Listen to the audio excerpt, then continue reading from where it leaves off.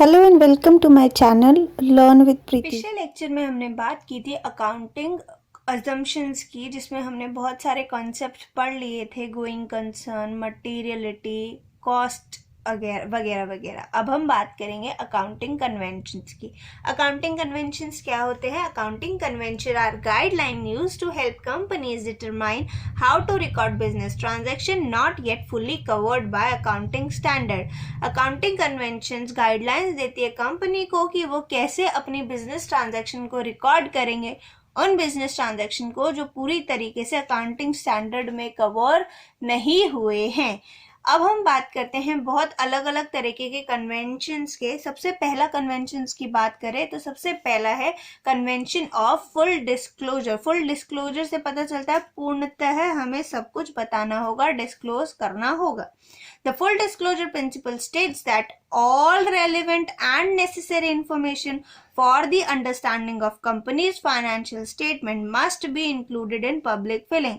कहते हैं सब चीजों के बारे में जो जरूरी है, जो रेलेवेंट है, जो उससे मिली जुली है, जिसके बारे में जो उससे जुड़ी हुई है, जो जरूरी इंफॉर्मेशन है, ताकि एक कंपनी के फाइनेंशियल स्टेटमेंट को पढ़ा जा सके, समझा जा सके, उसे हमें पब्लिक कंपनी के फाइलिंग में इंक्लूड करना चाहिए। फाइनेंशियल स्टेटमेंट क्या होता है? जिससे हमें कंपनी के प्रॉफिट लॉस के बारे में पता चले। बैलेंस शीट होती है जिससे हम ये देख सकते हैं कि आगे कंपनी क्या सोच रही है, फ्यूचर क्या उसके गोल्स हैं। उस बेसिस पर हम ये डिसाइड करेंगे उसको समझने के लिए कि ये रेलेवेंट इंफॉर्मेशन हमें देनी होगी, ताकि हम उस चीज को समझ पाए कि फाइनेंशियल जो स्टेटमेंट है कंपनी की वो क्या कह रही है। उसके बाद हम बात करेंगे कन्वेंशन ऑफ मटेरियलिटी की। मटेरियलिटी कन्वेंशन कहता है as per the accounting convention of materiality an item is material if it can influence the decision of user of financial statement. User कौन होगा? हो सकता है जो हमारी कंपनी में आगे इन्वेस्ट करने वाला हो वो यूजर हो, इसलिए वो हमारी फाइनेंशियल स्टेटमेंट पढ़ रहा है।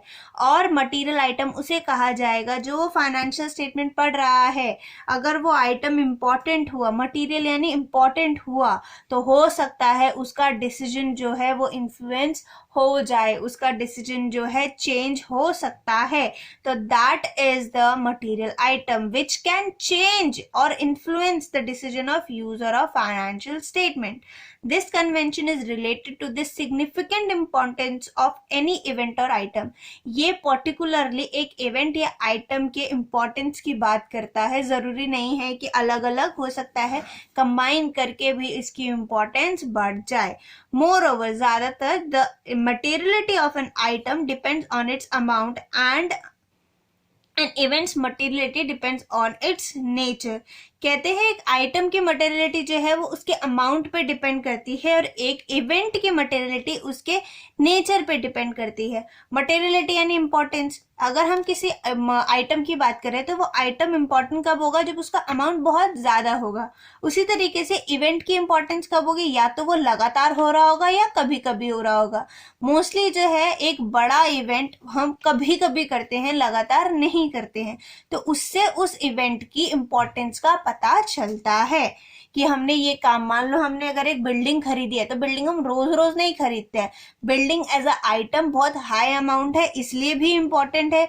और बिल्डिंग खरीदना एक बहुत बड़ा इवेंट है, कभी कभी करते हैं, उसका नेचर ही है कभी कभी होना, इसलिए भी वो मटीरियल हो जाता है।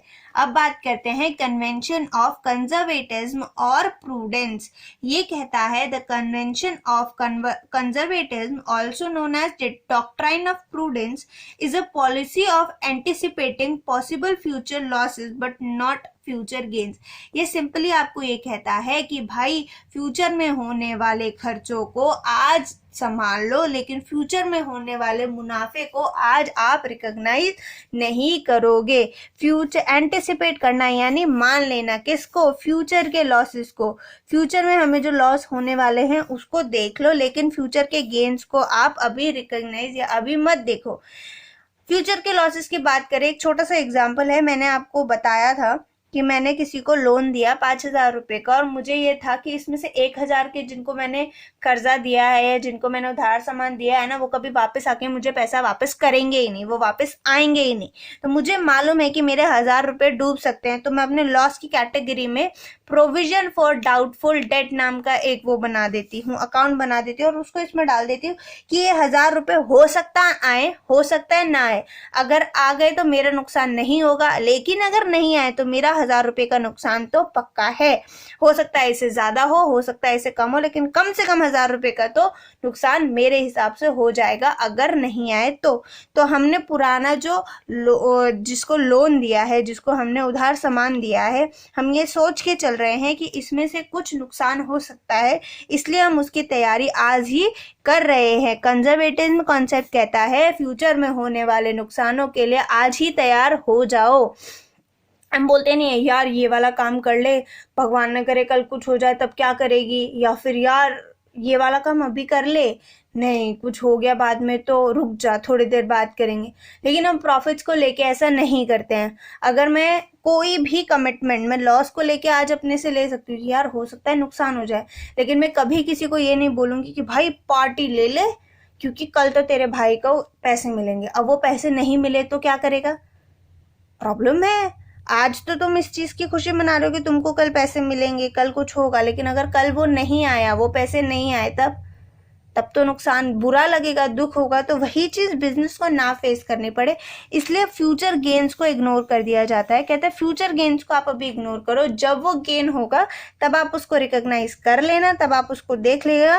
लेकिन अगर फ्यूचर में कोई नुकसान होने वाला है तो बिजनेस को आज ही रेडी कर दो। ऐसा ना हो कि आप ये सोच के चल रहे हो कि आपको ये नुकसान नहीं होगा और नुकसान हो जाए तो बिजनेस एकदम से इतना बड़ा नुकसान झेलने के काबिल नहीं होता है। कभी कभी तो हम उसको पहले से तैयार कर रखते हैं कि बेटा नुकसान हो सकता है, बिजनेस तुम संभल के चलना, हो सकता है तुम्हें 1,000 रुपये का नुकसान हो जाए। और एट दी एंड अगर 1,000 रुपये का नुकसान हो भी गया तो बिजनेस को इतना इफेक्ट नहीं होगा, क्योंकि हमें पहले से पता था और हम उसके लिए पहले से तैयार थे। अब इसके आज के लिए इतना ही, अब हम नेक्स्ट लेक्चर पे चलेंगे कल, तब तक के लिए Thank you for watching my video. Please subscribe and press the bell icon. Also hit the like button if you like the video.